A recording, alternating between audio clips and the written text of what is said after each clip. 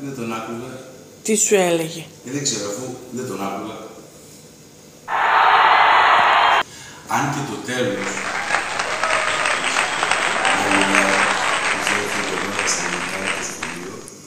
τότε το να βρεις τον παπά σου ήταν πολύ δύσκολο. Βρίζανε βέβαια μεταξύ μας, όλοι οι μαθητές, παιδιά, δασκάλους κλπ. Αλλά το να βρεις τον παπά σου σίγουρα δεν είναι πολύ ζώρικο. Και όλοι πιστεύανε ότι θα φας ξύλο. Εμένα, με το που έσκασε ο παπάς για να με πάρει, του είπα: άντε ρε μαλάκα, περιμένω εδώ και μισή ώρα.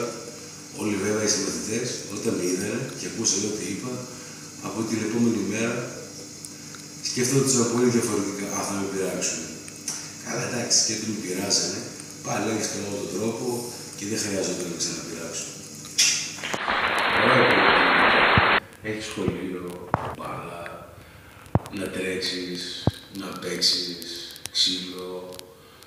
Ξανά θα είναι και τα ίδια. Αλλά δεν έχεις το άγχος να είναι η ζωή σου σαν τη Μονόπολη, να πρέπει να πληρώσεις το ενίκιο, να προσπαθήσεις να με πεις φυλακή από χρέη και γενικότερα να αποφασίζουν άλλοι για σένα και εσύ είναι σε καλά. Αλλά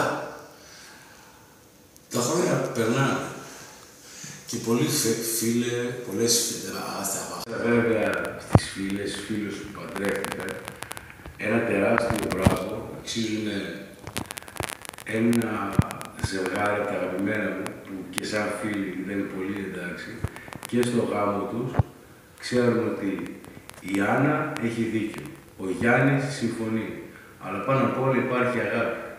Και όταν είχα ρωτήσει πριν χρόνια, πριν παντρευτούν, πριν κάνουν οικογένεια, πριν οτιδήποτε, εσύ καμία σχέση δεν έχει αυτός με αυτούς που είχες. Ναι, εσύ Άλεξ, γιατί αυτός είναι καλό παιδί, με αγαπάει και με προσέχει. Όλοι οι υπόλοιποι σε διέκρεμαν και γεια σας. Άρα είπαμε, την αγάπη μου. Εγώ από την άλλη, το θέμα γάμος, παιδιά, όλα αυτά, κατάλαβα ότι δεν χρειάζεται. Και κράτησα τις παιδικές μου αναμνήσεις, δηλαδή παιχνίδι, σκυλιά, παιδικά, άλλη ζωή. Η αλήθεια είναι ότι μεγάλωσα με σκυλιά από μωρό. Θυμάμαι, ας πούμε, ότι ένα κανισάκι που είχε ο παπάς μου πήρε το πισκοτάκι και εγώ του δάμωσα τη μύτη. Εντάξει, δεν είχε πολύ πλάκα, αλλά είχε πλάκα γενικότερα το μεγαλώνεις. Βλέπεις ότι όλοι οι φίλοι που παντρεύτηκαν και κάνουν τη ζωή τους, εσύ δεν έχεις να δώσεις αναφορά πουθενά. Και ότι η αγάπη για τα σκυλιά παραμένει. Ας πούμε, όταν γυρνάω σπίτι, ο σκύλος μου θα κάνει έτσι, θα κολλήσει τη ουρά του, θα ξαπλώσει δίπλα μου και όταν θέλει να κοιμηθώ, θα βάλει τη μοσούρα του και θα κοιμάται στο σκύλο. Εντάξει, θα με χαλίζει, αλλά ούτε θα κρινιάξει, ούτε θα κρινιάξει, ούτε θα κρινιάξει, ούτε θα μου ζητήσει αναφορά. Αυτό είναι το λόγο που τον σεβασμό του, την αγάπη του και όλα καλά.